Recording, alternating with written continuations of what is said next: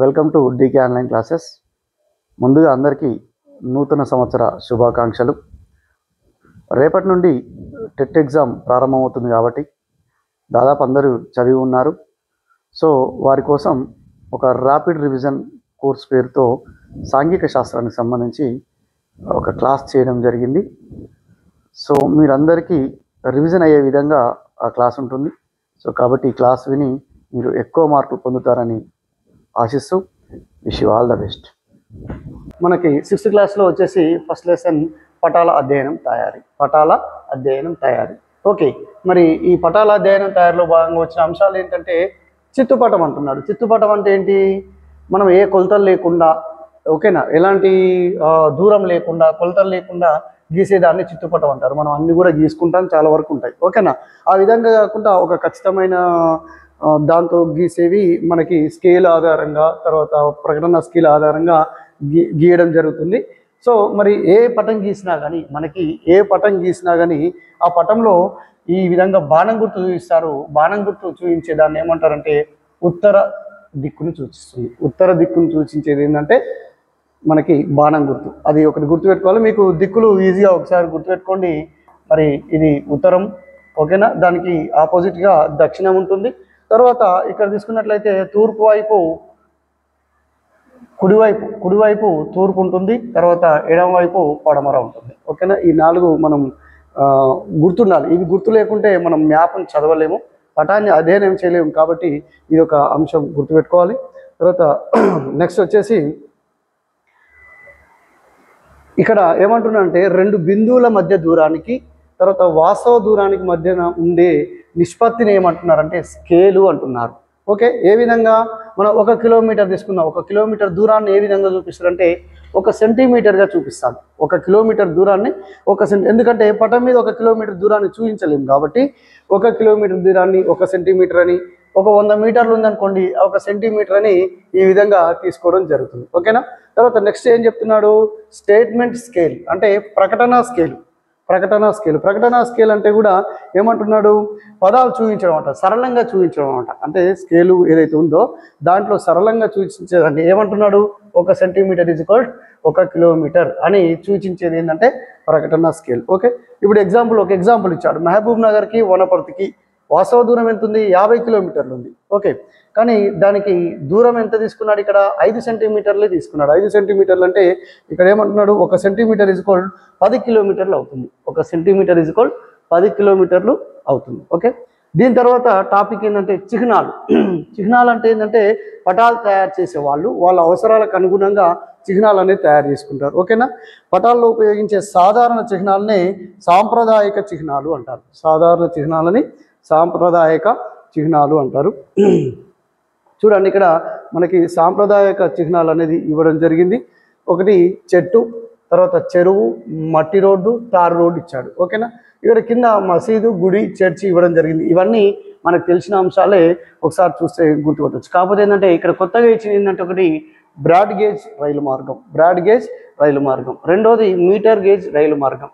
యాక్చువల్గా ఏంటి అసలు బ్రాడ్ గేజ్ అంటే ఏంటంటే మీటర్ గేజ్ అన్ని వేటిని అంటారంటే ఈ యొక్క రైలు పట్టాల మధ్య దూరాన్ని బట్టి, అంటే దూరాన్ని బట్టి మనకి బ్రాడ్ గేజ్ రైలు మార్గం, మీటర్ గేజ్ రైలు మార్గం, మూడోది నారో గేజ్ రైలు మార్గం అనేది ఇవ్వడం జరిగింది. ఇవన్నీ మనకి హై క్లాసులలో వస్తుంటాయి.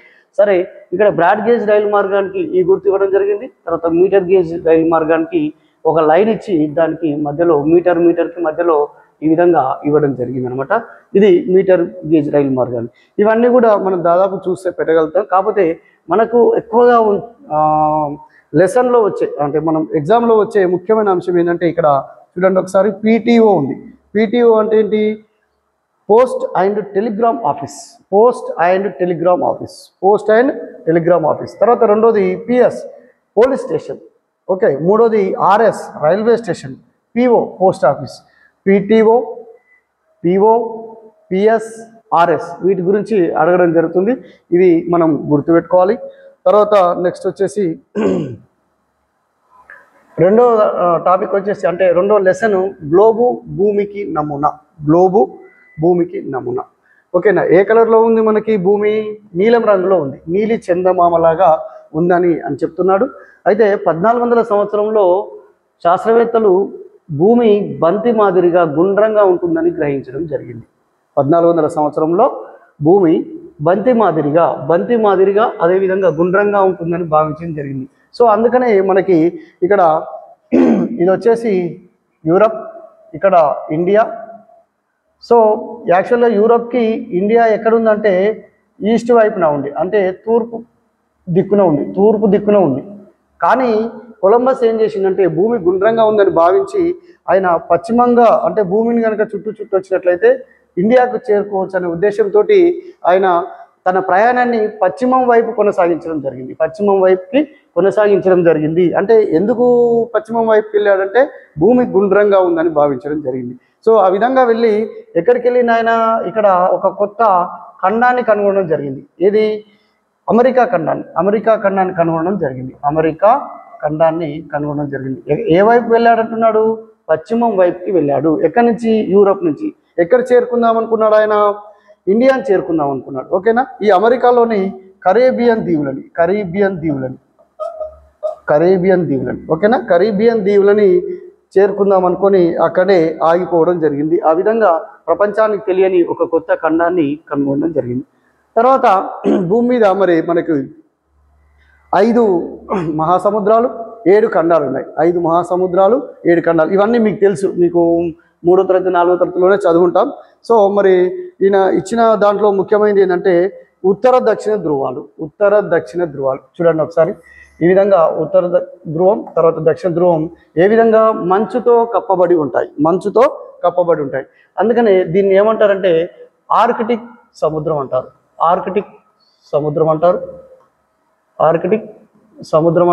దీన్ని అంటార్కిటిక్ సముద్రం అంటారు. ఓకేనా? ఇవి కాకుండా మిగతా 3 గురించి మనం డిస్కషన్ చేద్దాం. సో దీని తర్వాత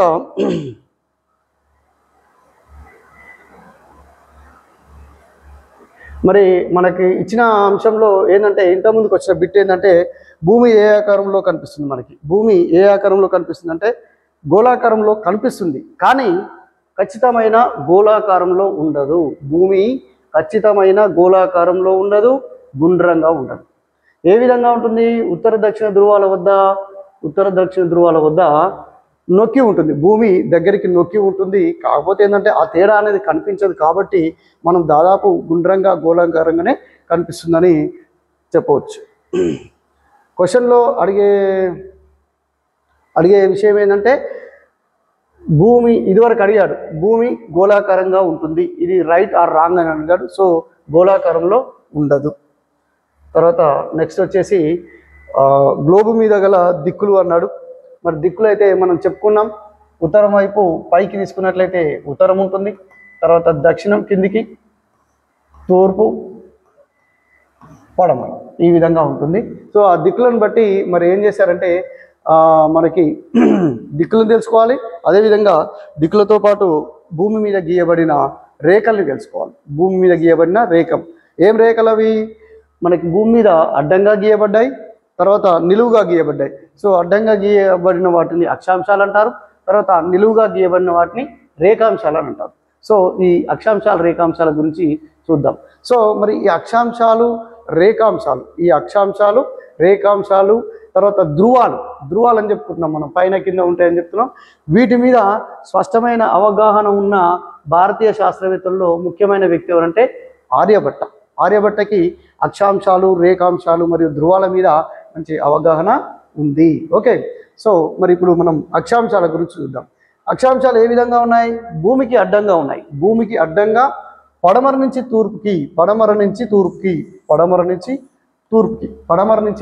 తూర్పుకి గీచి ఉన్న ఊహారేఖలు. అక్షాంశాలు అనేది పడమర నుంచి తూర్పుకి గీయబడి ఉన్న ఊహారేఖలు. మరి ఇందులో పొడవైంది ఏంటంటే భూమధ్య రేఖ.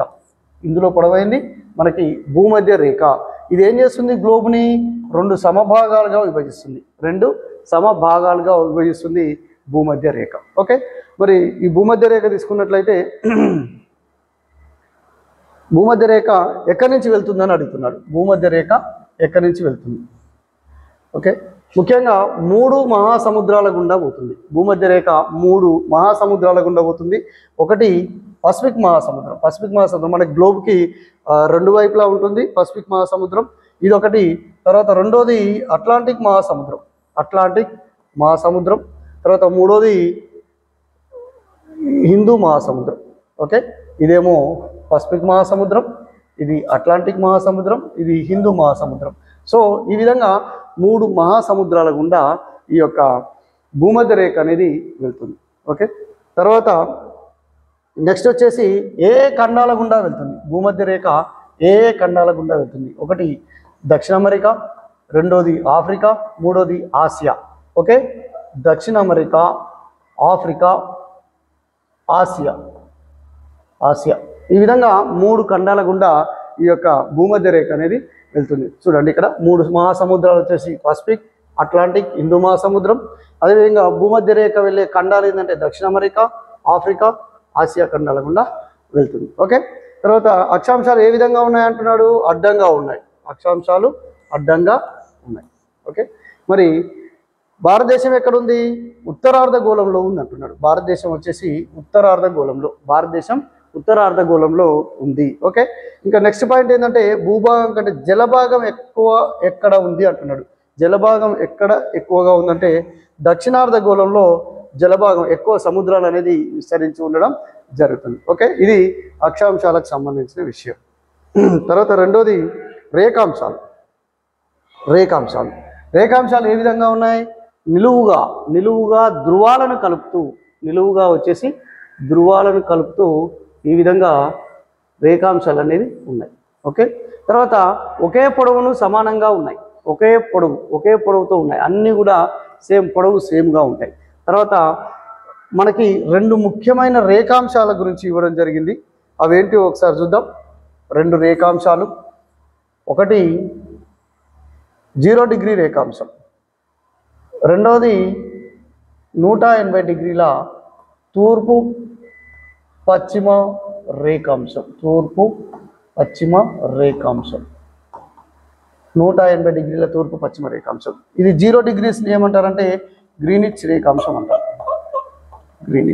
ఓకే, 0 డిగ్రీల రేఖాంశాన్ని 0 డిగ్రీల రేఖాంశాన్ని గ్రీనిచ్ రేఖాంశం అంటారు. దానికి ఆపోజిట్గా ఉన్న 180 డిగ్రీల రేఖాంశాన్ని తూర్పు పశ్చిమ రేఖాంశం అంటారు. మరి వీటి గురించి మనకి ఇవ్వడం జరిగింది.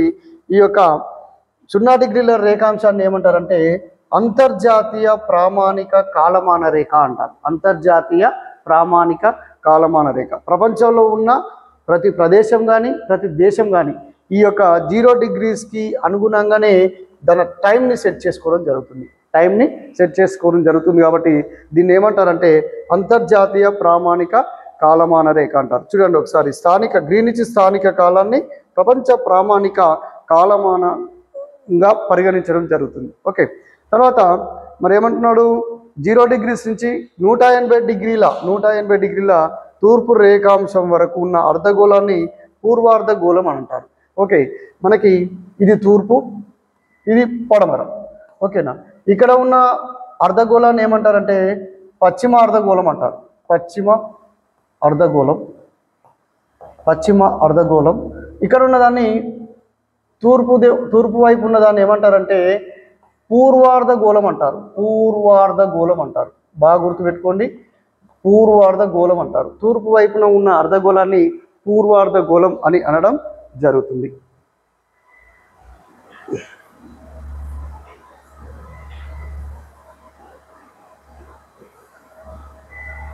తర్వాత నెక్స్ట్ లెసన్ వచ్చేసి భూస్వరూపాల గురించి ఒకసారి చూద్దాం. భూస్వరూపాలు. ఓకే, భూస్వరూపాలు ముఖ్యంగా 3 రకాలు. ఒకటి పర్వతాలు, పీఠభూములు, మైదానాలు. వీటిని నైసర్గిక స్వరూపాలు అంటారు. ఏమంటారు? పర్వతాలు, పీఠభూములు, మైదానాలు ఏవైతున్నాయో వీటిని నైసర్గిక స్వరూపాలు అంటారు. మీకు ఒక షార్ట్కట్లో చూపిస్తాను. దీన్ని ఈ విధంగా ఎత్తుగా ఉన్నదాన్ని పర్వతం అంటారు. ఈ విధంగా కొద్దిగా ఎత్తుగా ఉండి బల్లపరుపుగా ఉన్నదాన్ని పీఠభూమి అంటారు. ఈ విధంగా కింద సమతలంగా ఉన్నదాన్ని మైదానం అని అంటారు. మైదానం, పీఠభూమి, తర్వాత పర్వతం. ఈ విధంగా 3 రకాలుగా మనం ఈజీగా గుర్తుపెట్టుకోవడానికి ఇది ఈజీగా ఉంటుంది. తర్వాత మరి తీసుకున్నట్లయితే ఏమంటున్నాడంటే తెలంగాణ రాష్ట్రంలో ఉన్న పర్వతాలని మనం ఏమంటాం, కొండలు కూడా అంటారు. సో ఏ కొండలు మరి తెలంగాణలో ఉన్నాయో ఒకసారి చూద్దాం. తీసుకున్నట్లయితే ఈ తెలంగాణ మ్యాప్, తెలంగాణలో ఏ కొండలు ఉన్నాయని అడుగుతున్నాడు. ఓకే, ఇక్కడ మనకి ఆదిలాబాద్ నిర్మల్ జిల్లాలో ఉన్నాయి ఏంటి అంటే సాత్మల కొండలు. ఓకే, తర్వాత జగిత్యాల జిల్లాలో ఉన్నాయి ఏంటి అంటే రాఖీ కొండలు. జగిత్యాల జిల్లాలో ఉన్నవి రాఖీ కొండలు. అదేవిధంగా నెక్స్ట్ వచ్చేసి జయశంకర్ జిల్లాలో అదేవిధంగా పెద్దపల్లి జిల్లాలో ఉన్నవి ఏంటి అంటే కందికల్ కొండలు. తర్వాత నెక్స్ట్ వచ్చేసి వికారాబాద్ జిల్లాలో అనంతగిరి కొండలు. ఓకే, తర్వాత మహబూబ్ నగర్ అండ్ నాగర్ కర్నూలు జిల్లాలో ఉన్నవి ఏంటి అంటే బాలాఘాట్ శ్రేణులు.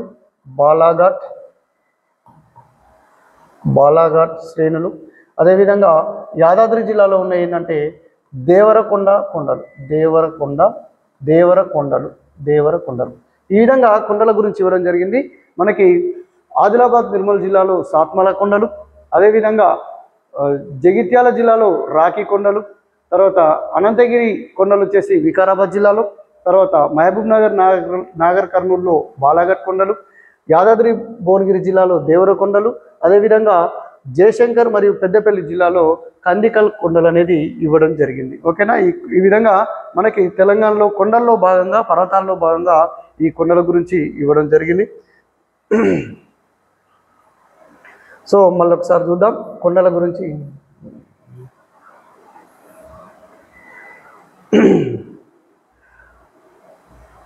తర్వాత కొండల తర్వాత వచ్చేసి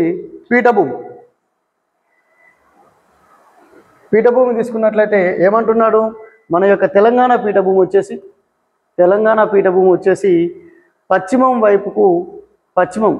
వైపు నుండి తూర్పు వైపుకి వాలి ఉంది. పశ్చిమం నుంచి తూర్పు వైపుకి వాలి ఉంది. దీంట్లో గోదావరి, కృష్ణా నదులు తూర్పు వైపు ప్రవహిస్తాయి. మరి పశ్చిమం వైపు ఎగువ పీఠభూమి, తర్వాత తూర్పు వైపు వచ్చేసి దిగువ పీఠభూమి ఉంది. ఎగువ పీఠభూమిలో హైదరాబాద్, సికింద్రాబాద్, సంగారెడ్డి, మహబూబ్ నగర్, నల్గొండ జిల్లాలు ఉన్నాయి. ఎగువ పీఠభూమి అంటే ఎత్తైన పీఠభూమిలో హైదరాబాద్, సికింద్రాబాద్, సంగారెడ్డి, మహబూబ్ నగర్, నల్గొండ. ఇప్పుడు ఎగ్జాంపుల్ తీసుకుందాం మనం. ఇక్కడ హైదరాబాద్, సికింద్రాబాద్, ఇక్కడ సంగారెడ్డి, నల్గొండ, మహబూబ్ నగర్. ఈ విధంగా 4 జిల్లాలు ఎగువ పీఠభూమి ప్రాంతంలో ఉన్నాయి. ఓకేనా, మరి దిగువ తెలంగాణ పీఠభూములు ఏమున్నాయి, వరంగల్, కరీంనగర్ 2 జిల్లాలు. ఇది కరీంనగర్, ఇది వరంగల్. ఈ విధంగా 2 జిల్లాలు మనకి దిగువ తెలంగాణ పీఠభూమిలో ఉన్నాయి. ఎగువ తెలంగాణ పీఠభూమిలోనేమో హైదరాబాద్, సికింద్రాబాద్, సంగారెడ్డి, మహబూబ్ నగర్, నల్గొండ జిల్లాలు మనకి దిగువ తెలంగాణ పీఠభూమిలో ఉన్నాయి. తర్వాత పీఠభూములు అంటే ఏంటి? యాక్చువల్గా పీఠభూములు అంటే ఏంటంటే ఎత్తైన ప్రదేశం కలిగి, అంటే మనం చెప్పుకున్నాం. ఓకేనా, ఇది కూడా ఎత్తుగా ఉంటుంది. ఎత్తైన ప్రదేశం కలిగి విశాలమైన ఉపరితలం కలిగి ఉంటుంది. స్వల్ప అసమాన ఎత్తు పల్లాలను కలిగి ఉండేవి ఏంటి అంటే పీఠభూములు. భారతదేశంలో అతిపెద్ద పీఠభూమి దక్కన్ పీఠభూమి. ఈ విధంగా తీసుకున్నట్లయితే ఇలా దక్కన్ పీఠభూమి అనేది ఈ విధంగా విస్తరించి ఉంది. ఓకే, మరి ఇది ఎక్కువగా తెలంగాణ కూడా దీంట్లోనే ఉండడం వల్ల దీన్ని తెలంగాణ పీఠభూమి అంటారు. ఇది తూర్పు వైపు వాలి ఉంది. ఇది పీఠభూములకు సంబంధించి. నెక్స్ట్ వచ్చేసి మనకి మైదానాలు. ఇదంతా కూడా మైదాన ప్రాంతం. దాదాపు మైదాన ప్రాంతం. అయితే మైదానంలో మనకి నదులు సముద్రంలో కలిసే చోట ఏం చేస్తుందంటే డెల్టాలు ఏర్పరుస్తుంది. అంటే త్రిభుజాకారంలో ఈ విధంగా, ఇది గోదావరి నది, ఇది కృష్ణా నది. ఓకే, ఈ విధంగా త్రిభుజాకారంలో ఏర్పాటు చేసే సారవంతమైన నీళ్ళని ఏమంటారంటే డెల్టాలు అంటారు. ఓకే, మరి డెల్టాలు, ఇది డెల్టాలకు సంబంధించిన విషయం. నెక్స్ట్, గోదావరి నది నిర్మల్ జిల్లా బాసర వద్ద మన రాష్ట్రంలోకి ప్రవేశిస్తుంది. ఇక్కడ వచ్చేసి నిర్మల్ జిల్లా బాసర వద్ద మన భారతదేశంలోకి తెలంగాణలోకి ప్రవేశించి బంగాళాఖాతంలో కలుస్తుంది. ఓకే, తర్వాత అది కలిసే ముందే మనకేమేం చేస్తుందంటే చిన్న చిన్న పాయాలుగా విడిపోయి ఇసుక మెత్తటి మట్టితోటి డెల్టాలుగా ఏర్పడడం జరుగుతుంది.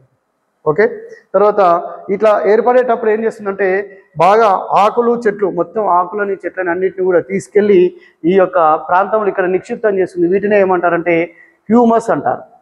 హ్యూమస్ అని అనడం జరుగుతుంది. ఇవి మనకు సంబంధించి దాదాపు 2 పాఠాలకు సంబంధించిన విషయం. Thank you.